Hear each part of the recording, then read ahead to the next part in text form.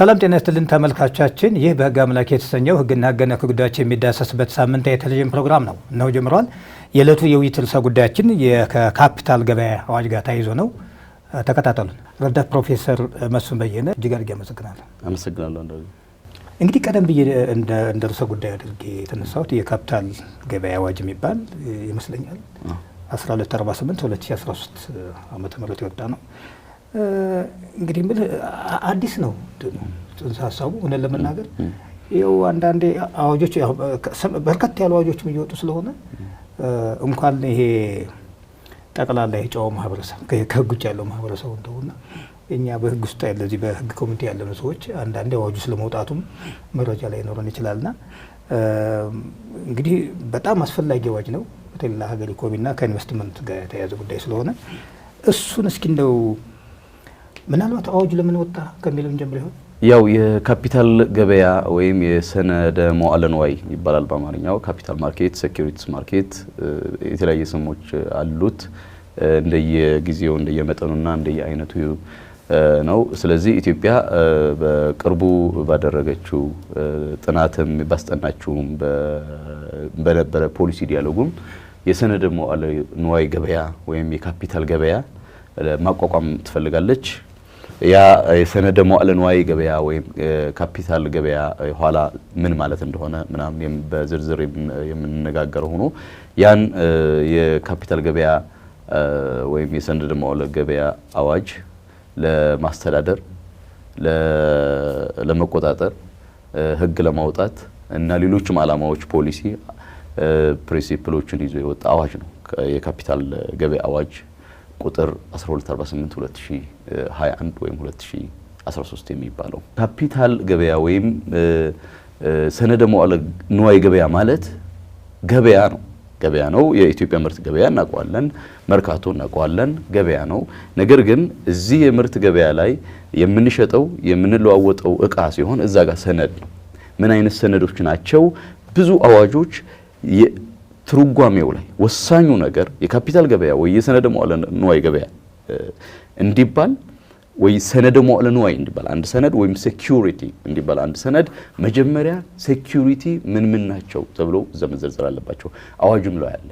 ስለዚህ እዛ ውስጥ የምንገበያይባቸው ሴኩሪቲዎች ወይም ሰነደ መዋዕለ ንዋዮች ናቸው የካፒታል ገበያዎች ሊያስብሉት የቻሉት። እነዛ እንግዲህ መብት ያላቸው ሰነዶች ናቸው። ከመብት ጋር ተያይዘው የሚተላለፉ ሰነዶች ናቸው። አክሲዮን ሊሆን ይችላል ወይም ቦንድ የብድር ሰነዶች ሊሆን ይችላሉ። ብዙ ነው። በካፒታል ገበያ አዋጅ በካፒታል ገበያ ላይ የማይሸጥ ነገር የለም። ነገህ ይሸጣል፣ ምርጫህ ይሸጣል። ከፈለግ ሊቨሬጅ ታደርጋለህ። ምክንያቱ እዛ ውስጥ አሁን ለምሳሌ ተዛማጅ ሴኩሪቲስ ስላሉ ወይም ሰነዶች ስላሉ ዴሪቬቲቭ ማርኬትስ እንላቸው። ዴሪቬቲቭ ሰነዶች የምንላቸው የመጀመሪያ ሰነዶች አሉ። የዋና አክሲዮን፣ ቦንድ፣ ፊውቸርስ ደግሞ እንደ ዴሪቬቲቭ ማርኬቶች። እነዚህ ሰነዶች ናቸው እዛ የምንገበያይባቸው። ስለዚህ ኢትዮጵያ እስካሁን ቆይቷል። የሆነ ጀማምራ ነበረ በኃይለ ሥላሴ ጊዜ እንደዚህ አይነት ነገር ለመጀመር። እስካሁን የተሳካ የካፒታል ገበያ ኑሯት አያውቅም። ምክንያቱ ካፒታል ገበያ እንደ ፋይናንሻል ማርኬት ነው። ፋይናንሻል ማርኬት በጣም ሴንሲቲቭ፣ ኃይለኛ ቁጥጥር የሚያስፈልገው፣ ኃይለኛ ጥልቀት ያለው አዌርነስ፣ የሶሳይታል አዌርነስ የሚያስፈልገው እውቀት የሚፈልግ ገበያ ስለሆነ ነው። ይሄን እንግዲህ ከና አሜሪካ ከ1930 ማርኬት ክራሽ ከ2008 ጋር ስናያይዝ የባብል ኢኮኖሚ ክራሽ፣ እነዚህ በሙሉ በአጠቃላይ የካፒታል ገበያ ውድቀት ያመጣቸው ናቸው። ለዚህ ነው የአሜሪካ ትልቁ ሴኩሪቲስ ኤክስቼንጅ ኮሚሽን አላቸው ዩኤስዎች። ትልቁ እንግዲህ የካፒታል ገበያን ሬጉሌት እያደረገው እየተቆጣጠረ የመጣ ነው። ስለዚህ በካፒታል ገበያ አክሲዮን መሸጥ የሚፈልግ ሰከንደሪ ማርኬት ናቸው።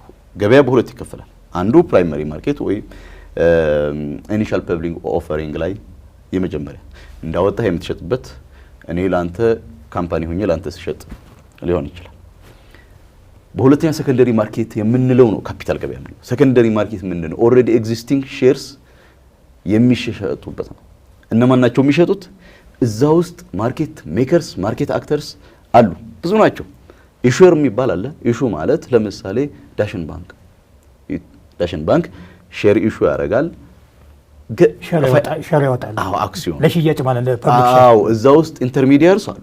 ስለ ኢንተርሚዲየርስ ስንሄድ በጣም ዲቴይልድ ስለሆነ በአንድ ፕሮግራም የሚያልቅ አይመስለኝም።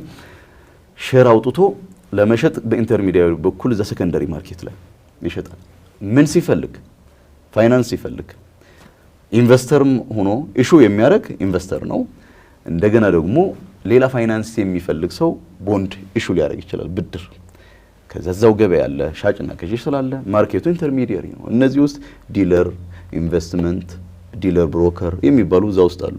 ደላሎች አሉ። ደላሎቹ መመዝገብ አለባቸው። ኋላ የምናየው ነው የሚሆነው። የካፒታል ማርኬት ኦቶሪቲው ስልጣን ይሄ ነው።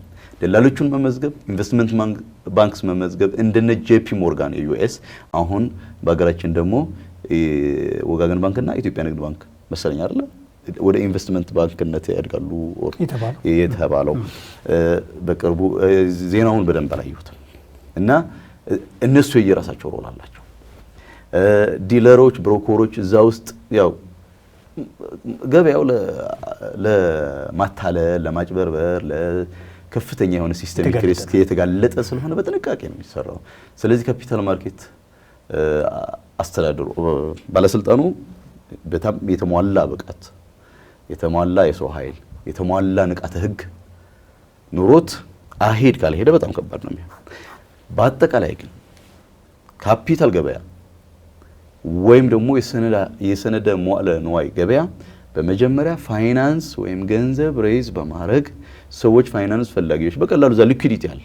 በቃ ሊኩዊድ አለ እኮ አሁን መሸጥ ስትፈልግ ሰነድህን ይዘህ መሄድ ነው። ደላሎች አሉ ይሸጡልሃል፣ ገንዘብህ ትፈልጋለህ። ኦር ደግሞ ኢንቨስት ማድረግ የምትፈልግ ከሆነ ሰነድ አውጥተህ ቁጭ ታደርጋለህ፣ ኢንቨስትመንት አለ፣ ሪተርን ታገኛለህ። ሎንግ ተርም ኢንቨስትመንት ነው። ስለዚህ ፋይናንስ ሬይዝ ያደርጋል። በሁለተኛ ሊኩዊዲቲን ያበረታታል። በሶስተኛ ካፒታል ሞቢላይዜሽን አለ። እንግዲህ ክሮስ ቦርደር ካፒታል ኢንፍሎ ይመጣል። ምክንያቱም ፖርትፎሊዮ ኢንቨስተርስ እዚህ ጋር ይሳተፋሉ።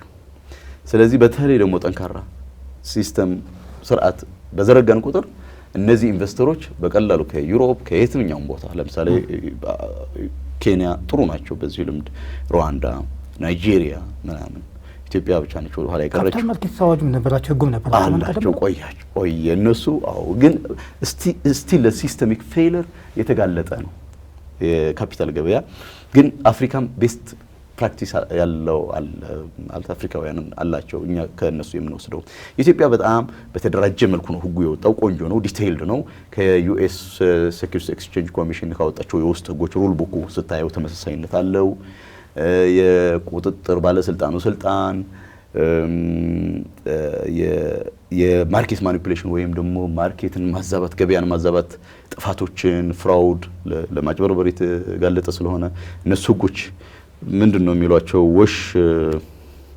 ወሽ ትሬድ በዩኤስ የተለመደ እና ክሎዝ ማርኪንግ፣ እዛ ውስጥ ደግሞ ማች ትሬዲንግ ማች አርገ። ለምሳሌ አሁን እዛ ጋር ብዙ ሽያጭ አለኝ ለማለት አርቲፊሻል የፕራይስን እንዲኖር ለማድረግ ብዙ ሽያጭ አለው የሆነ ኤቢሲ ባንክ ለማለት ብዙ ሼር ይሸጣል፣ መልሶ ሼር ይገዛል።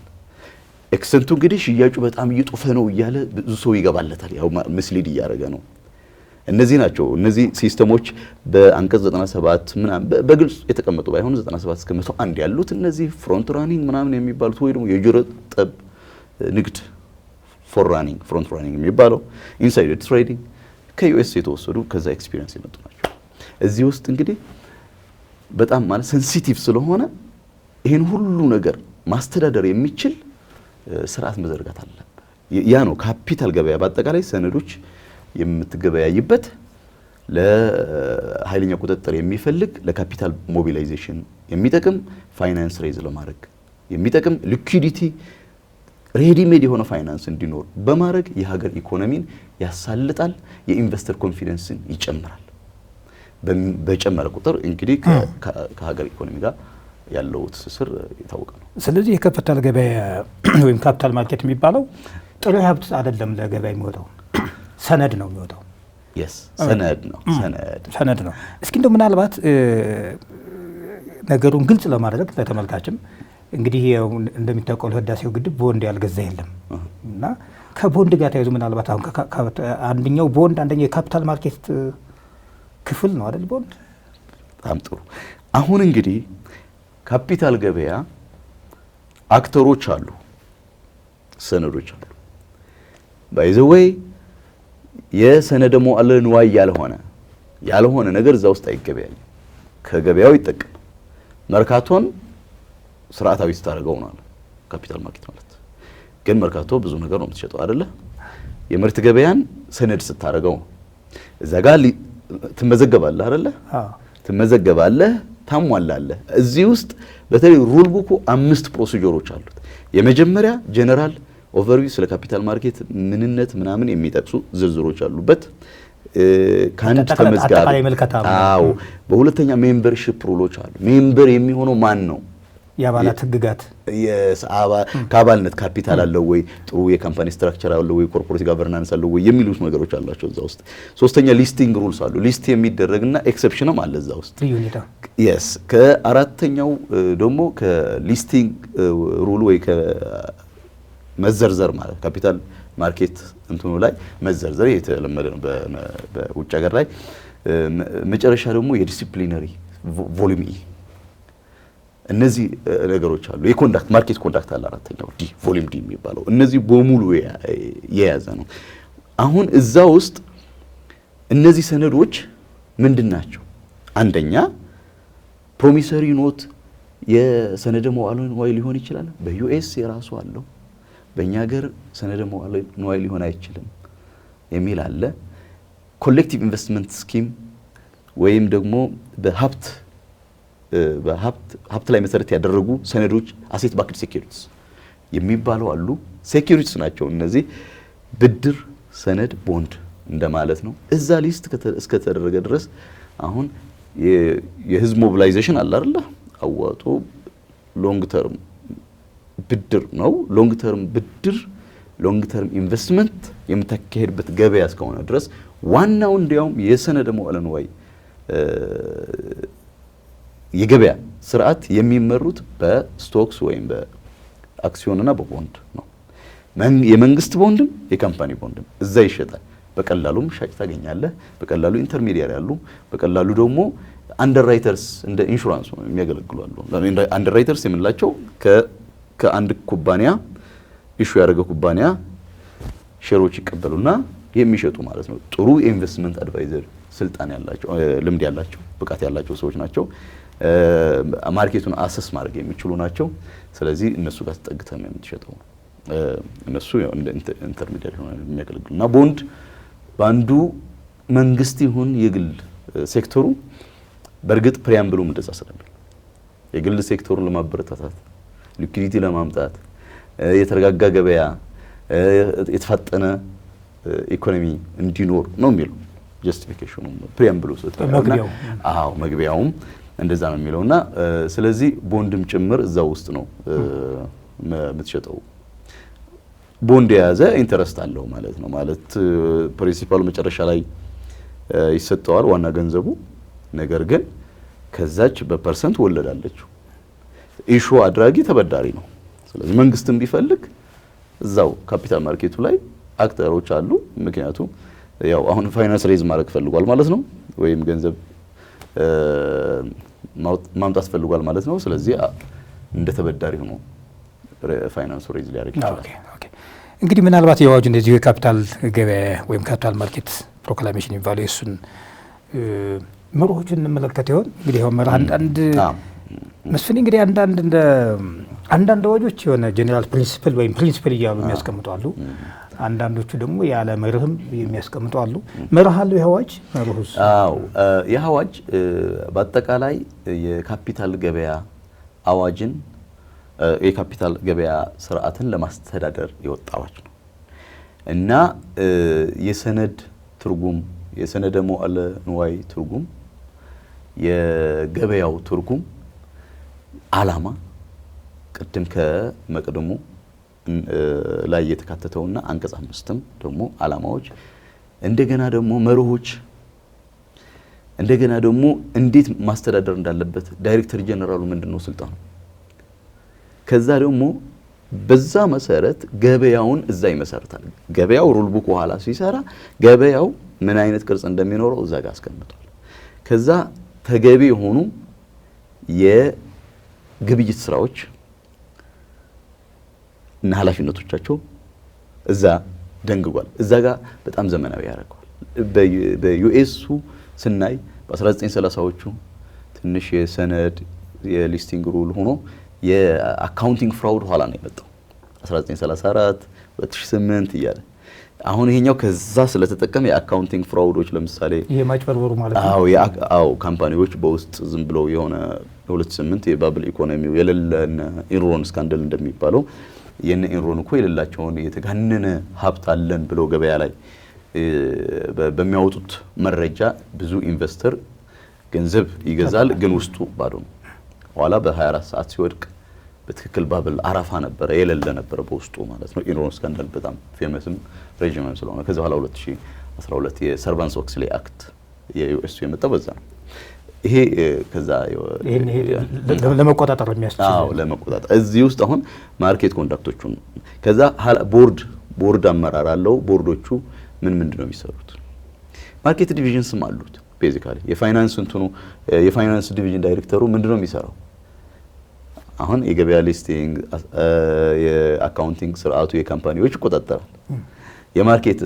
የማርኬት ዲቪዥን ዲፓርትመንት ካለ እዛ ውስጥ ማርኬት ዲቪዥኑ ገበያዎች እንዴት እየተካሄዱ ነው፣ ማጭበርበር አለ የለም፣ ከዛ የዲስፒት ሴትልመንትም ምናምንም ሁሉም ነገር አለው እንትኑ እና ፕሪንሲፕሎቹ ፌር የሆነ ግልጽ ፍትሃዊ የሆነ እና ደግሞ ግልጽ የሆነ የፕራይስ ዲስካቨሪ ወይም የዋጋ ግልጽነትን ለማምጣት ነው። ምክንያቱም እዛ ውስጥ ይለጠፋል፣ ሊስት አለ።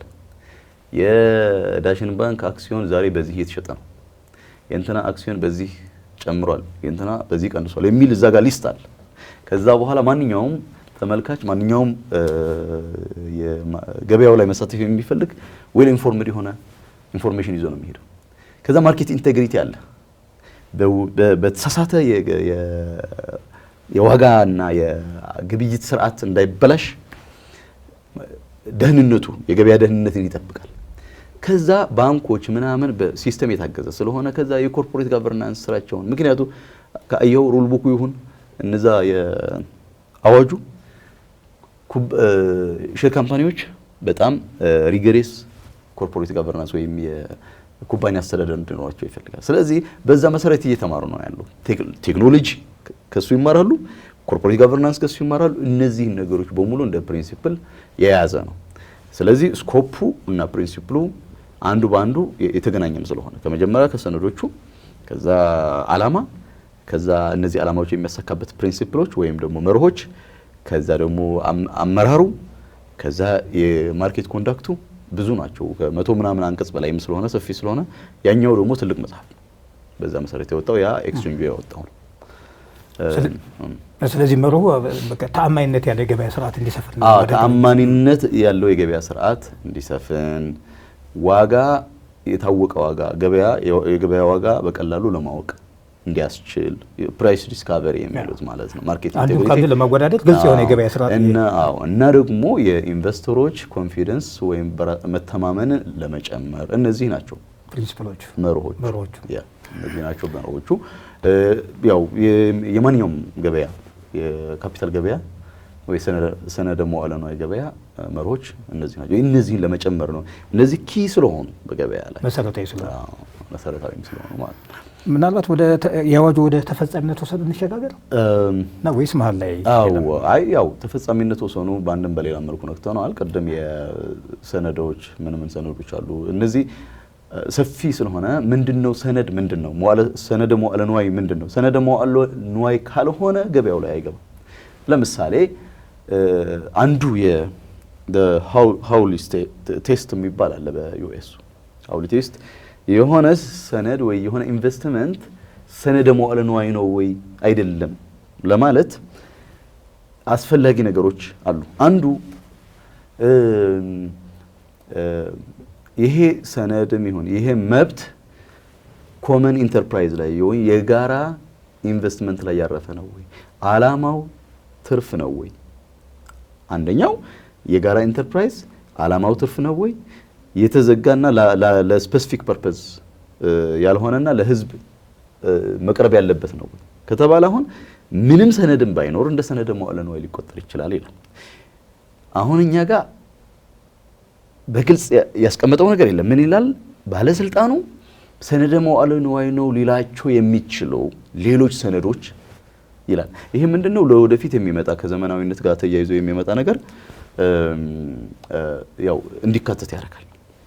ያው የአሜሪካ ኮርት ቴስትም እነ ፕሮሚሰሪ ኖት ወይም ምንድነው የምን ወረቀት የተስፋ ሰነድ ወረቀት የሚባለው እሱ ምናልባት ሪዘምብላንስ ቴስት የሚባል ቴስት አላቸው። እኛ ሀገር ያው በርግጥ ፕሮሚሰሪ ኖት ሰነደ መዋዕለ ንዋይ አይደለም በሚል ያስቀምጠው።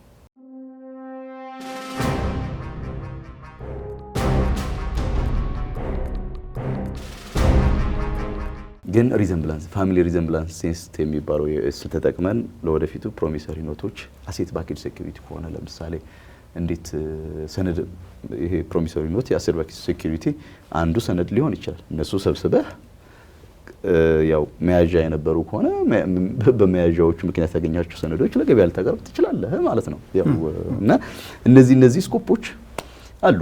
ያ የተፈጻሚነት ወሰኑ እንግዲህ እነዚህ ሰነዶች ወይም ግብይቶች ለዚህ ገበያ ወይ ሰነድ መዋዕለ ገበያ በቂ ናቸው አይደለም ለማለትም ነው የሚጠቅመው። አሁን አንድ ቤት ተሰራ፣ 10 ሰዎች ሆነው ቤት ሰሩ። ስሙ ሼር ነው ሊሉት ይችላሉ። አላማው አብሮ ዝም ብሎ ለመኖር ከሆነ ሼር አይደለም። አንድ ሌላ ቤት ተሰራ፣ ኮመን ኢንተርፕራይዝ መሆን አለ። ብዙ 10-30 ክላሶች ያሉበት ተሰራ። ከዛ ቤት ከእያንዳንዱ ክፍሉ ሳይከፋፈል ክፍሉም ከዛ ቤት የሚገኝ ማንኛውም ትርፍ በኪራይም ወሬቨር ትርፍ እንደ ሼር ሊቆጠር ይችላል። ስለዚህ በሂደት ኬዝ ባይ ኬዝ ቤስ እየለየናቸው የሚመጡትንም ጉዳዮች ያው እያወቅን የምንሄድበት ያው ፍርድ ቤቶች ጠንካራ መሆን አለባቸው። በጣም ብዙ የሆነ የኢንቨስተርም የህዝብም በዚህ ጉዳይ ላይ ኤጁኬሽን ያስፈልጋል። ማስ ይሆን አዌርነስ ያስፈልጋል። ንቃተ ህግ ያስፈልጋል። ምክንያቱ ትንሾች በጣም ጥቂቶች ሰዎች ሊሆን ይችላል ኢትዮጵያ ውስጥ ባይዘው ስለዚህ ኮንሰፕት ያላቸው ዎል ስትሪት አይደለም። ዎል ስትሪት ላይ ምንድነው ዋታር ዴሪቬቲቭስ ዋታር ፊውቸርስ እያለ የማይክ ሙር የሚባል የዶክመንተሪ ፊልም የሚሰራው ሰውዬ ምንድነው የቺካጎ እና የሆነ ዩኒቨርሲቲም እየሄደ እየጠየቃቸው ነበር። ዴሪቬቲቭስ ፊውቸርስ አካውንቲንግ የኢኮኖሚክስ መምህራኖች ሊያስተምሩት ይችላሉ። የዎል ስትሪት ስራ የሚሰሩ ደላሎች እንደሚገባቸው ግን እዛ ጋር ይገባቸው መግለጽ ራሱ እስኪከብድ ድረስ ነው። በጣም ውስብስብ ስለሆነ ፊውቸር ምንድነው ኦፕሽን ወይም ደግሞ በአማራጭ የምትሸጠው ሰነድ ነው። ለምሳሌ ከነገ ወዲያ ትንሽ ሊወደድብኝ ስለሚችል አሁኑኑ ዋጋ ወስኜ ያለ መብት ነው ለሆነ ሰው ልስጠው። አንተ መግዛት ገዢ ከሆንክ ኮል ኦፕሽን እና ፑት ኦፕሽን ነው የሚባለው። አሁን ምናልባት የአንድ ሼር ዋጋ ወይም የአንድ ንብረት ዋጋ 100 ብር ነው። ከ3 ወር በኋላ ሊቀንስብኝ ይችላል ብለህ ልታስብ ትችላለህ። አንተ ደግሞ ገዢ ማለት ልል ይችላል። አንተ ገዢ ሆነ ደግሞ ጨመረም አልጨመረም ከጨመረ እገዛዋለሁ ሰነዱ፣ ካልጨመረ 5% ብቻ ከስር ያለው። ለምሳሌ ያቺ የምትሸጠዋ ነገር ከ3 ወር በኋላ 120 ከሆነች ሁለት አማራጭ አለ። አለመግዛትም ትችላለህ ወይም ደግሞ በ105 እዚያው አስረዋል ቀድመ በ105 ብር 120 ገዝተህ 105ቷን ገዝተህ ሰጥተህ 120 እዛው ገበያው ላይ ትሸጣለህ። እንደዚህ አይነት ሰነዶችም ጭምር የሚሸጡበት በጣም ውስብስብ በተግባር ካላየኸው የማይገባ ነው። የሚገርም ነው። እና እነዚህ ከተፈጻሚነት ወሰን ጋር በተያያዘ በዋናነት በተለይ ሰነደ መዋዕለ ንዋዮች አይነቶቻቸው አላማቸው የሚሰሩበት ሁኔታ ማየት አስፈላጊ ነው። እንግዲህ የኢትዮጵያ ካፒታል ገበያ እንትን እያለ ይመስለኛል እየጀመረ ስለሆነ ለወደፊት የምናየው ነው። የሚገርም አንድ ነገር ትዝ አለኝ። እንግዲህ አንተ የኩባንያ ህግ ባለሙያ ነህና አክሲዮን ማህበርና ፒኤልሲ አለ። አክሲዮን ማህበር በባህሉ ፐብሊክ ሼር ነው፣ ሼራቸው ወደ ህዝብ ይወጣል። ፒኤልሲ ደግሞ እንደሚታወቀው የፋሚሊ ቢዝነስ ስለሆነ ወይም ቢቲውን ኢንቲሜት ፍሬንድስ ምናምን ስለሚቋቋም ፐብሊክ ሼር አይደለም። ስለዚህ እነዚህ ፒኤልሲ ነገሮች ሪሊ አክሲዮናቸውን ወደ ገበያ ማውጣት ይችላሉ በዚህ አዋጅ መሰረት? በጣም ወሳኝ ጥያቄ ነው የጠየቀው። በጣም ወሳኝ ነው። ያ በግልጽ ሊገባን ይገባል።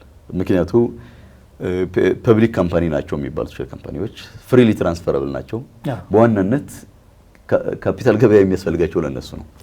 ግን አዋጁ ላይ በስፔሲፊክ ሁኔታ እነዚህ ሼራቸውን ለህዝብ ማውጣት የሚፈልጉ ፒኤልሲዎች የሚመዘገቡበት ኤክሰፕሽን ወይም ልዩ ሁኔታ አስቀምጧል። ዲቴይሉ ገና በዳይሬክቲቭ ያው በመመሪያዎች የሚፈጸም ብዙ መመሪያዎች ወጥተዋል። በዚህ ሁኔታ ግን በዋናነት የማይተዋወቁ ሰዎችም ጭምር መጥተው የሚገበያዩበት እስከሆነ ድረስ ለኩባንያዎች፣ ለኮርፖሬሽንስ፣ ለፐብሊክ ኩባንያዎች ነው የሚያገለግለው። እዛ ውስጥ መሳተፍም ካለ መመዝገብ ስላለብህ ያልተመዘገበ እዛ ውስጥ መገበያየት ስለማይችል፣ ስለዚህ አሁን እዛ አለ ዲፖዚተሪ አለ፣ ሴንትራል ዲፖዚተሪ ወይም ደግሞ እንደ ዌርሃውስ ማከማቻ አለ። እዛ ውስጥ ነው ምዝገባ አለ፣ ሽያጭ አለ፣ እዛ ክሊራንስ ሴትልመንት አለ። እንደ ምርት ገበያውን አሰራሩ ካየኸው እሱ ነው የምትሰራው። በቃ እዛ ጋር የቡና ወይም የሰሊጥ ዌርሃውስ ይኖራል፣ እዚህ ጋር የሰነድ ዌርሃውስ አለ ማለት ነው። ከዛ ክሬዲት ዴቢት ታደርጋለህ። ያው አንተ ገዥ ስትሆን ካንተ ይወሰዳል። አንተ ያንተ ሼር ሲሸጥ ወደ አንተ ኩባንያ ፋይናንስ ይገባል። እንደዚህ ያው አሰራሩ ገበያው። በእርግጥ ይሄ በጣም ትልቅ ቴክኖሎጂ፣ ሌላ አይነት ፐርስፔክቲቭ ይዘን በተለመደው አሰራር የምንሄድበት አይደለም። እዚህ ውስጥ ብዙ ተቆጣጣሪ አካላት አሉ። ለምሳሌ የኢትዮጵያ ብሔራዊ ባንክ ፋይናንስን የተመለከተ የመቆጣጠር ስልጣን አለው አይደል? ባንኮችን ይቆጣጠራል። ልክ ነው። በሰነደ መዋለ ንዋይ ጉዳይ ላይ የካፒታል ገበያው ባለስልጣን የመቆጣጠር ስልጣን አለው። ስለዚህ ትንሽ ኦቨርላፒንግ ስልጣን ይኖራቸዋል። በዋናነት ስፔሻላይዜሽኑ ምናምን እንዳለ ሆኖ እዛ ላይ ስለሚሰራው ነገር ለካፒታል ገበያው ሊሰጥ ይችላል። ግን ትንሽ ግልጽ ያልሆነ ነገሮችም አሉ። ለወደፊት ምናልባት ወይ በመመሪያ ወይ ደግሞ ህግን በማሻሻል እያስተካከሉ የሚወስዷቸው ነገሮች ማለት ነው። ስለዚህ አሁን ፒኤልሲዎችም ቢሆን ኃላፊነት የተወሰነ የግል ኩባንያዎችም ቢሆን በልዩ ሁኔታ ሸራቸውን ወደ ካፒታል ማርኬት የሚያወጡበት አሰራር አለ ነው። የሳ መንግስት አለ፣ እዚህ ውስጥ መንግስት አለ። በዋናነት ኩባንያዎች አሉ። ፒኤልሲዎች ደግሞ በስፔሲፊክ ሁኔታ ስልጣን ባለስልጣኑ ነው የሚያወጣው ህጉ። እሱ በሚያወጣው ህግ መሰረት ያው ሜምበርሺፕ ይሄ የሩል ቡክ ወይ ዋና መጽሐፉ ላይ እዛ ጋር የተዘረዘረ ነገር አለ። የሚገርም ነው። ምናልባት እንደው ለሀገር ኢኮኖሚ ያለውን ፋይዳ ከተመለከትነው ጥሩ ነው። ብዙ ጊዜ እንግዲህ አዋጁ ሲወጡ እዚህ ፕራምቢል ላይ ከዚህ ከኢኮኖሚ ጋር የሚያያዙ ያው ለሀገር ኢኮኖሚ ያላቸውን ፋይዳ ጎላ አድርገው ይገልጻሉ እና አዋጁም መግቢያው ላይ እንደተመለከትነው ስለ ሀገር ኢኮኖሚ ያለው ነገር አለና ፋይዳውን እንመልከት። ለሀገር ኢኮኖሚ ያለውን ፋይዳ የሰነደ መዋዕለ ንዋይ ገበያ በአጠቃላይ ብዙ ጥሩ ነገሮች ይሰራል። አንደኛ ገበያን ያበረታታል፣ የዋጋ ግልጽነትን ያመጣል፣ ካፒታል ወይም ካፒታል ፍሰትን እንዲጨምር ያደርጋል፣ ቴክኖሎጂን ያበረታታል። ምክንያቱም በቴክኖሎጂ የሚሰሩ ነገሮች ናቸው። ቴክኖሎጂ ሲያበረታታ በምን ኦኬ እዛ ውስጥ ያሉ ማርኬት አክተሮች፣ የገበያ አክተሮች፣ ባለ ተዋንያን ከሱ የሚማሩት ለምሳሌ ባንኮች ከሱ በቴክኖሎጂ ይዘምናሉ ራሳቸውን የሴትልመንቱ የግብይት ስርዓቱ። ስለዚህ ከዛ እየተማሩ በጎ ተጽዕኖ እያደረባቸው እንደገና በዛ ልክ ሽፍት እያደረጉ እየተጣጠፉ ይሄዳሉ። ከቴክኖሎጂ እና ከካፒታል ፍሎ በምናይበት ጊዜ ቴክኖሎጂ ለሀገር ምንድን ነው? ቴክኖሎጂ በተለይ በዚህ ዘመን ከቴክኖሎጂ የተነጠለ እድገት የለም። ስለዚህ ሁሉም ስታንዳርዳይዝ የማድረግና የተሳለጠ ኢፊሽንት የሆነ ስርዓትም ለመዘርጋት ቴክኖሎጂ መልካም ነው። ቴክኖሎጂ ላይ ችግር ያለበት አካባቢ ላይ ኢንቨስተሮች ኮንፊደንስ አይኖራቸው። ስለዚህ ካፒታል ኢንፍሎውን ይመታዋል ማለት ነው። ካፒታል ኢንፍሎው ከተመታ ያው ሀገር ያው ኢንቨስትመንት የለም ማለት ነው። ሀገር ይጎዳል ማለት ነው። በሌላ ጉዳይ ኢኖቬሽን ያበረታታል። ከቴክኖሎጂ ጋር የተካሄደው ፍሪ ማርኬትን ስለሚያበረታታ ግልጽነት አለ። ስለዚህ አንተ you are well informed ወደዛ ከመሄድ በፊት ታውቀዋለህ። ስለዚህ የምን ሰነድ ምን ያክል ዋጋ እንዳለው ታውቃለህ። ስለዚህ ሄደህ መግዛት ነው ያለብህ የምትችለው ምንም ይሄ ዲስራፕት ካልተደረገ ወይም ካላበላሸው ገበያውን ማለት ነው። ይሄን የፍሪ ማርኬት የዲማንድ እና ሰፕላይ ፍሎው በደንብ ፍሎው ያስተካክላል ማለት ነው። እንግዲህ ገበያ ደግሞ የአንድ ሀገር ኢኮኖሚ ዋና ባክቦን ነው እና ይሄ ነው የምትለው ብለህ ገልጸህ የምትተው አይደለም። በጣም ወሳኝ ነው፣ ግን ሪስኪ ነው። በጣም ሪስኪ ነው። በተለይ ባላደጉ ሀገራት ላይ ምናልባት አንደኛ ከእውቀት የተነሳ ሊቆም ይችላል። በሁለተኛ ደረጃ በደንብ ባልጠነከረ ቴክኖሎጂ በደንብ ባልበሰለ የማርኬት ተዋንያን ባህሪ ምናልባትም የጠበቅነው የገበያ ስርዓቱ ግልጽነት፣ የገበያ ስርዓቱ የገበያ የመፍጠር የካፒታል ኢንፍሎው ላይ ያመጣም ይችላል። በእርግጥ ግን የካፒታል ገበያ በጣም ወሳኝ ነው ለሀገር ኢኮኖሚ። ለዛ ነው ብዙ ቡም ያደረጉ ሀገራት በዚህ ነው። አሁን ዩኤስ በየትኛውም አውሮፓውያን ከካፒታል ገበያ ውጭ እድገታቸውን ልታስብ አትችልም። ከዛ ኢንቨስተሮች ሞቢላይዝ ያደርጋል። አሁን ተደራሽነት፣ የሀብት ተደራሽነት ክፍለ ሀገር ያለውን በሙሉ በጣም ጠንካራ ካፒታል ገበያ ካለ ክፍለ ሀገር ያለውን ገበሬ ከገበያ ጋር ተሳስረዋል። ምንድነች 10 ብር ነች፣ 20 ብር ነች፣ 50 ብር ነች ይዳዝም ማተር። እዛ ማርኬት አክተሮች አሉ፣ ሞቢላይዝ ያደርጋል። የክፍለ ሀገሩ በጣም ካወቀው ነው፣ ከዛ ከተማመነበት በሙሉ በገበያ ማስተሳሰር ትችላለህ። ምክንያቱም ሴንተር ነው፣ መስህብ ነው። ስለዚህ ያሳደግከው ማለት ነው የሀገር ኢኮኖሚ እና ያው ግልጽ የሆነና ወሳኝ ጠቀሜታ አለው። መስፍን እንግዲህ እንደምታውቀው የኛጡ በነገራችን ላይ ህግ ማውጣት ችግርኛ ላይ ብዙ ኢምፖርት የማድረግ ነገር አለበት። እኛ እኮ ኢምፖርት የምናደርገው ይሄ ማሽኑን ምናምን ብቻ አይደለም። የህጎችን ኢምፖርት ስናደርግ ጥሩ ነን ከአንዳንድ ችግር በስተቀርና ምናልባት አፈጻጸም ካለ በስተቀር የምናወጣቸው ህጎችም ጥሩ ናቸው። እንግዲህ አፈጻጸም የሚባል ነገር አለ ከሱ ካልሆነ በስተቀር አንተ እንዳልከው በተለይ ይሄ የካፒታል ገበያ አዋጅ በጣም ኮንተንቱን በጣም ሰፋ ያለ ድንጋጌዎችን ነው የያዘው። ጽንሰ ሀሳቡ አዲስ እንደመሆኑ መጠን እንዳልከው ጥሩ የሚባል አዋጅ ነው። እንግዲህ አፈጻጸሙን እስኪ ዜና ያሳምረው። ያው እንግዲህ አፈጻጸሙ ወደፊት የሚታይ ነው። ዌል ከሌላ ሀገር ልምድ ካላቸው ሀገሮች ህግ ማስገባት ትራንስፕላንት ማድረግ በራሱ መጥፎ አይደለም። ልምድ የምትወስድበት እንዲያውም ሬዲሜድ ህግ አለልህ። ሬዲሜድ ቻሌንጅ ነበረ፣ ከዛው የምንማረው ነገር አለ። ግን ስቲል ደግሞ እየተዘጋጀህ ነው። እሱን ያመጣ ካባውን ለመልበስ እዚህ በደንብ እየተዘጋጀህ ነው። እዚህ በቂ ፋይናንስ፣ በቂ የሰው ኃይል፣ በቂ የሲስተም፣ በቂ የቴክኖሎጂ ምናምን እያዘጋጀህ ነው። በሊቨሬጅ የምታደርገው ወር ተጠቃሚነትን ልታጎላ የምትችለው የህጉ ትንሽ አዲስ እንደመሆናችን መጠን የተለያዩ አንዳንድ ክፍተቶች አሉበት። አንዳንዱ በደንብ የሚስተካከል ነው፣ ሌላኛው በመመሪያ ሊስተካከል የሚችል ነው። ሌላኛው ደግሞ አሎንግ ዘ ዌይ ዝም ብለን ሁኔታዎች ሲያጋጥሙ በሪኮመንዴሽን በፍርድ ቤት በምናምን እየተስተካከለ የሚሄድ ነው። በትርጉም እየተስተካከለ የሚሄድ ነው። ትንሽ ዝርዝር የሆነ እንትኖች አለ። ለምሳሌ ካፒታል ሰነዶች ትርጓሜ በጣም ቆንጆ ነው። እንደዚህ ግን ደግሞ ኮንፊዥን ሊፈጥር ይችላል። የሱኩክ የሸሪዓ እንትኖች ሰነዶች የምናምን እነዚህ ቆንጆ ናቸው፣ ግን እንዳይጠቡ መሀል ላይ የሆነ ሰነድ በሚመጣበት ጊዜ ወዴትኛው ነው መሄድ ያለበት እያልን የምንተረጉምበት ቻሌንጅ ሊገጥም ይችላል ወደፊት። ሌላ ምናልባት ኋላ የምናየው ካልሆነ የግጭት አፈታት ስርዓቱ ላይ የራሱ የሆነ ግድፈት አለበት። ካፒታል ወደዛው ነው የምንሄደው። ሌላው ወደ ግጭት አፈታት እንሂድ። እንግዲህ የግጭት አፈታት እንግዲህ በተለይ በእንደዚህ አይነት ቢዝነስ ትራንዛክሽን ሲኖር የግጭት አፈታቱ ወደ ፍርድ ቤት ከሚሄድ ይልቅ የግጭት አፈታት ያው ወሳኝ ነው። እንግዲህ ሁሉን ነገር ወደ ፍርድ ቤት ከመውሰድ አንደኛ የፍርድ ቤት ጫና አለ። ቴክኒካል ነገሮችን ደግሞ ፍርድ ቤት ያለመገንዘብና ያለመረዳት ችግርም ሊገጥመው ይችላል እና ከእሱ ጋር ተያይዞ የግጭት አፈታት በጣም ክሪቲካል ነው። ስለዚህ ግጭት አፈታቱን እንመልከት። እሱ ላይ በአዋጁም በሌሎች እንትኖችም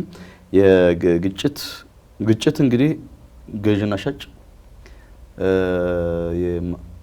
የማርኬት ሌላ ኢንተርሚዲያሪ ደላላና ገዥ፣ ሻጭ እና ደላላ፣ ኢንቨስትመንት ባንክና ሌላ ራሱ ገበያውና እነዚህ ኢንተርሚዲየርስ ጋር ሊሆን ይችላል ግጭቱ። አሁን እዚህ ብዙ ያው የካፒታል የፋይናንስ ወንጀሎች ሲሪየስ ወንጀሎችም ስለሆኑ የፍትህ ሚኒስቴር የራሱ ስራ አለው። በፍራውድ በምናምን ራሱ የሚከታተላቸው እስከ እስር። ሌላ አውቶሪቲው የአስተዳደራዊ ቅጣት የማስተላለፍ በተወሰኑት የገበያ ግድፈቶች ጋር በተያያዙ የሚደረጉ ጥፋቶች። ሌላኛው የሲቪል አስፔክቱ ነው። ይሄ በግልጽ የተቀመጠ አይደለም። ብዙ ያልወሰድንበትና በደንብም ትንሽ ያላብላላ ነው መሰለኝ። ለምሳሌ አዋጁ አንቀጽ 111 አካባቢ ይመስለኛል የውስጥ ኩባንያዎች የራሳቸው የግጭት አፈታት ዘዴ የኢንተርናል ኮንትሮል ዲስፒት ሴትልመንት ሜካኒዝም እንዲኖራቸው ያስገድዳል ማለት ያበረታታል። ከዛ በኋላ ነው ከገበያው ጋር የሚሄዱት። ቅሬታህን ለአንዱ ባንክ አቅርበህ ባንኩ አልፈታልህ ወደዛ ልትሄድ ትችላለህ። የውስጥ ኩባንያው አቅርበህ ማለት ነው። ወደዛው ስትሄድ ያለው የስርዓት አንዱ በሚዲዬሽን ወይም በማስማማት በአስማሚ ሊፈታ ይችላል ይላል። ይሄ ማንዳቶሪ ነው ያደረገው። ይህ ካልሆነ ወደ ግልግል ዳኝነት ነው የሚለው። እዚህ ላይ ሁለት ነገሮች ማንሳት ፈልጋለሁ። የመጀመሪያው ማስማማትና ግልግል ዳኝነት አስገዳጅ ነው ያደርጋቸው። አስገዳጅ ነው በቃ በአርቢትሬሽን ነው። አሁን የመጠኑ ጉዳይ ራሱ የተጠቀሰ ነገር የለም። ምናልባት ያጣላህ ነገር የ500 ብር ሽያጭ ቢሆን ወደ ግልግል ዳኝነት ልትሄድ ነው። በጣም አንዱ ምንድነው ግልግል ዳኝነት ለምንድነው በጣም ግዴታ መሆን የለበትም ማለት መሆን አለበት ወይ ብለን ስናስብ ግልግል ዳኝነት በተፈጥሮ የአግሪመንት ውጤት ነው። ምናልባት እነዚህ አክተሮች ማርኬት አክተሮች እዛው ወደ ሰነድ መዋለ ንዋይ ገበያው ሲመዘገቡ ያኔ ያው ኮንሰንታቸው ሰጥቷል በግልግል ዳኝነት እና በሌላው በራሱ ባስቀመጠው የግጭት አፈታት ስርዓት ለመከተል ብለን ልናስብ እንችላለን። ግን ተስማምተዋል፣ ፈቃዳቸው ሰጥቷል። ይሄ ኢምፕላይድ ፍቃድ ነው፣ ግን አይሆንም። ፍቃድ እንደዛ አይደለም ማለት በግልግል ዳኝነት የግልግል ዳኝነት አግሪመንት ለብቻው ራሱ ነው የሚታየው። ለዛ ነው ሴቨሬቢሊቲ ክሎዝ እኮ የሚባለው አይደለ?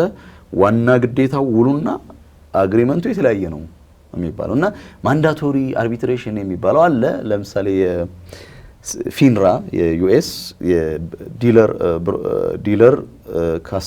ዲለር ዩሸር ኦር ዲለር ካስተመር ግጭቶች በግልግል ዳኝነት ይፈታሉ የሚል አለ። እሱ ራሱ ኳሊፊኬሽንስ አሉት።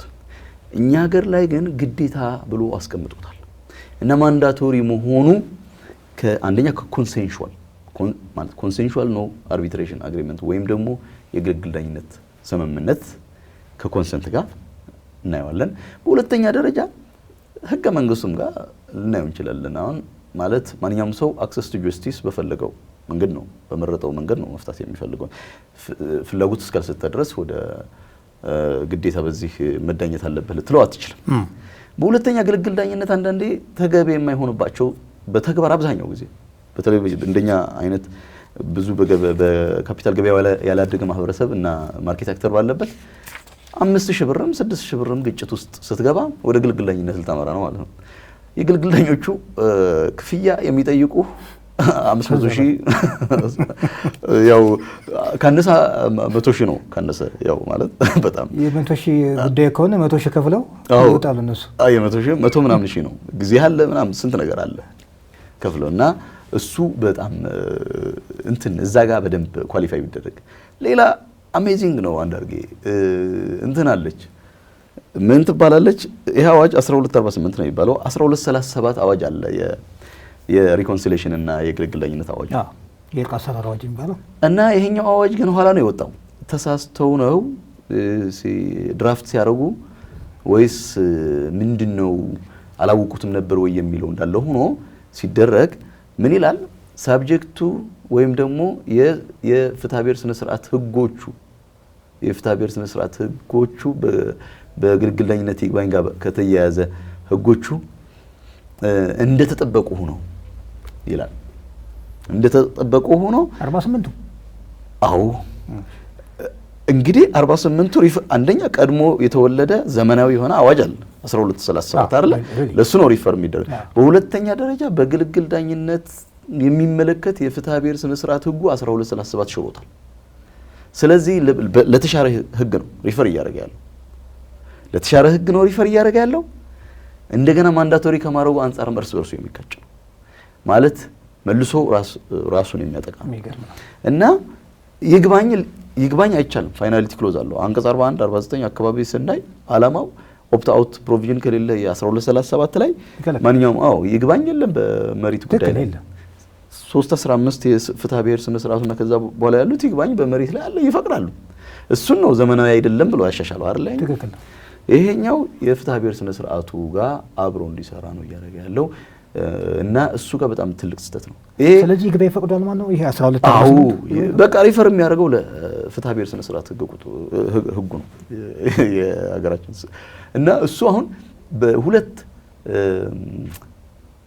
ፕራክቲካል ችግሮች ሊኖሩት ይችላሉ።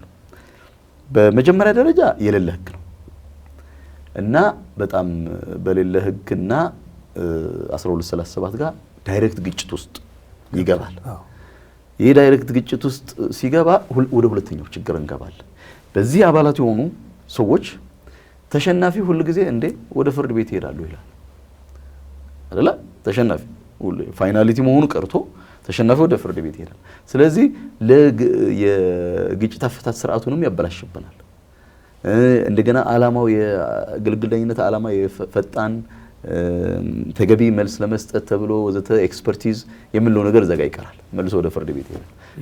ያ ማለት ምንድነው? አይፈታም ማለት ነው። ግጭት ማለት የግጭት አፈታት ስርዓቱ ህጉ ግጭቱ ላይ ፈታ ይችላል። ያስበው አላማ ላይ ይሳካ ይችላል። አይ ቲንክ ፑር ድራፍትማንሺፕ ትመስለኛለሽ። ምክንያቱ አዋጁ 1237 ቀድሞ ነው የወጣው። እሱን ሪፈር ማድረግ ይቻል ነበር። ሲቪል ፕሮሲጀር ኮድ የሚባል የለም ማለት በግልግል ዳኝነትን በሚመለከት ተሽሯል። በዛኛው ትክክል ነው ተሽሯል እና በተሻረ ህግ ነው ሪፈር ከማ 1248 ግን ያንን መልሶ አጸናው። በቃ ነፍስ ዘራበት። እሱ በጣም ትንሽ አስቸጋሪ የሚገርም ነው። መስፍኔ ከዚህ እንግዲህ አርቢትሬተር ሚዲያተር በተለይ አርቢትሬሽን አሁን ኢፌክቶቹ ብዙ ጊዜ ኦልሞስት የባይንዲንግ ኢፌክት ነው የሚኖሯቸው ባስተምሮቱ። አስማሚ ይሄ ሚዲያተር ነው የምንለው እንግዲህ በአስማሚ ወይ መጨረሻ ነው አስማሚ የግድ በአስማሚ መታየት አለበት ብሎ ማንዳታሪ ማስቀመጡ ግን ፌር እኮ አይደለም። ውጤቱ ወይ ባይንዲንግ ነው ይላል በአስማሚ ተሰጠ። እሱ አሁን ሁለት ነው ሶስት ብለን ልንከፍላቸው እንችላለን በግልጽ ባይቀመጡም 3 ፓተርኖች አሉት። የመጀመሪያ በውስጥ ያልቃል። በውስጥ በደንበኛውና በደላላው በኢንተርሚዲያሪው ሊሆን ይችላል። በሁለተኛ ደረጃ ወደ ገበያው ይገባል። ወደ ገበያው ደግሞ የራሱ የግጭት አፈታት ስርዓት አቋቁሟል። ያ ገበያ ምንድነው የሚያደርገው? የመጀመሪያ በሚዲዬሽን ወይ በአስማሚ ይፈታል። በአስማሚ የማይፈታ ከሆነ ነው የሚለው እንግዲህ 111 ወደ ግልግል ዳኝነት በአስማሚ የማይፈታ ከሆነ ወደ ግልግል ዳኝነት ይሄዳል። ሁለቱም ግን ማንዳቶሪ ነው ያደርጋቸው። ሻል ነው የሚለው መሆን አለበት ነው የሚለው። በአስማሚው ማለፍ አለበት ማን የግድ በአስማሚው ማለፍ አለበት። አንደኛ ግዴታ ነው። ግልግል ዳኝነት ግዴታ ነው። ወደ ፍትሐብሔር ስነ ስርዓት ህግ ቁጥር መሄዱም ግዴታ ነው ሊሆን እና ትንሽ እዛ ጋር በጣም ቆንጆ ህግ ነው። በጣም ብዙ ዲቴይልድ ጉዳዮች ይዟል። እዛች ጋር በጣም አደጋ ነች። አይ ትክክል ነው። ሌላ ምን መለከተው ነገር ካለ የግጭት አፈታት ነው እንግዲህ መጨረሻ ላይ ለማየት የመረጥነውና ሌላ የምናያቸው አሉ ከግጭት አፈታት ጋር ተያይዞ ወይስ ሌላ ቀረ የምትለው ነገር ካለ? ያ ብዙም የለም ልል የምፈልገው የካፒታል ገበያ ወይም የሰነደ መዋዕለ ንዋይ ገበያ ባንዴ ብቻ ልናቆይ የምንችል አይደለም። ብዙ ኤክስፒሪየንሶች አሉ በዓለም ማርኬት ክራሽ የዩኤስ 1934 የወጣውም እንደገና ሪሰንትሊ 2002 በፈረንጆቹ 2008 እነዚህ በሙሉ የገበያ የካፒታል ገበያ ውድቀቶች ናቸው። እዛ ውስጥ ለምን መሰለ እዛ ገበያ ውስጥ የሌለ ተዋናይ የለም። ኢንሹራንስ ኩባንያዎች አሉ፣ ኢንቨስትመንት ባንኮች አሉ፣ አንደርራይተርሱ ነው፣ ብሮከሮች አሉ፣ ኩባንያዎች አሉ፣ አበዳሪዎች ተበዳሪዎች አሉ። እነዚህ በሙሉ አንዱ ባንዱ ላይ ደግሞ መልሰ በመብት ላይ መብት መሸጥ ትችላለህ። ቀደም ያልኩ ዴሪቬቲቭ የሚባለው ተዛማጅ ሌላ ሴኩሪቲ አለ፣ በሴኩሪቲ ላይ ነው ሴኩሪቲ የሚወጣው። ለምሳሌ ይሄ ኩባንያ ይከስራል ወይ አይከስርም ብለህ ራሱ ነው ሌላ ሰነድ የምታወጣው። ይሄ አንዳንዴ ወደ ጋምብሊንግ እስኪመስል ድረስ ነው። ወል ስትሪቶች ይሄን ነው ባንዴ ሀብታም ያደርጋቸው። የኢንሮንን በምናይበት ጊዜ የሌለ አሁን የአካውንቲንግ ሲስተሙ በውሸት ማለት አለው በማለት ከዛ ደግሞ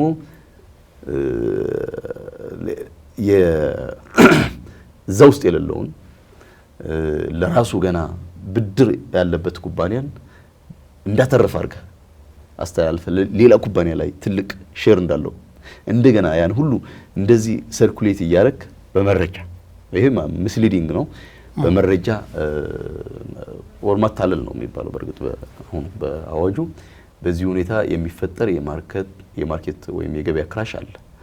የ1930ዎቹ ያው ተመሳሳዮች ናቸው። የአካውንት በጣም ሲስተማቲክ ነው። አሁን እዚህ ላይ የአዲሱ አዋጅ ላይ ጠቃሚ ነገሮችን አስቀምጧል። ሲኦዎቹ ጭምር ነው መፈረም ያለባቸው። ዲስክሎዠር አለ በየወሩ በየኳርተሩ በየአመቱ ወር በግማሽ አመት ኩባንያዎች ሽያጫቸው ፋይናንሻል እና ነን ፋይናንሻል ሪፖርቲንግ ግዴታ አለባቸው። በዛ ውስጥ የሚዘረዝሩት ነገር አለ። ለሐቅነታቸው ለነዛ ሪፖርት ሐቅነታቸው መፈረም ያለባቸው ሲኦዎች ነው። ያ በ2002 ሲኦዎች መፈረም አያስገዳቸውም ነበር። ስለዚህ የውሸት እያቀረቡ ነበረ። ያው ማለት ሰፊ ስለሆነ ኢንሮን በዚህ ልናወራው አንችልም። የተሰራ ፊልምም አለ በዚህ ጉዳይ ላይ በጣም ቆንጆ ፊልም ነው። እንዴት ትሪኩ እንዴት እንደነበረ እና ከዚህ ከካፒታል ማርኬት ጋር አዎ በቃ ማለት ያው ካፒታል ገበያው እንዴት አድርጎ ማኒፑሌት ያደርገው እንደነበረ ስሙ ነው የሚሸጠው። እዛ ውስጥ ስሙ ነው የሚሸጣል አለው ይባላል። ሁሉም እዛ ኢንቨስት ያደርጋል። መጨረሻ ላይ የተወሰኑ አስተዳደሮች ኩባንያው አስተዳደሮች ለግል ፕሌን ለምናምን ሀብታሞች ሆኑ በሙሉ ኢንቨስተሩ ደቅቶ ደሃ ሆነ። በአንድ ቀን በ48 ሰዓት ነው ፕሮባብሊ በአንድ 2 ሰዓት መሰለኝ የከሰረው። በ48 ሰዓት ውስጥ መቀነስ ጀመረ። ኢን 2 hours ዜሮ ሆነ። ባንክረፕት የሚገርም ነው የኢንሮን እና ተመሳሳይ ነገሮች እንዳይፈጠሩ ኢትዮጵያ ያው ገና ነች። ያው ያን ያክል ስትሮንግ ይሆናል ብለን አስበን ኢን ዘ ኒር ፊውቸር እንደዛ የሚሆን አይመስለኝ። ግን ወደዛ ፒኤስፒፒሲ ይሄን ግን ካፒታል ሞቢላይዝ የምናደርግበት ትልቅ እድል ነው የካፒታል ገበያ። ተመልካቾቻችን ከካፒታል ገበያዎች ጋር ተያይዞ ያደረግነው ውይይት ይሄን ይመስል ነበር። እንግዲህ ከውይይታችን በርከት ያሉ ነጥቦችን አንስተናል። ከውይይታችን ትምህርታዊ መረጃ እንደምታገኙ ተስፋ እናደርጋለን። በሌላ ርዕሰ ጉዳይ እስከምንገናኝ ቸርን ሰንብት።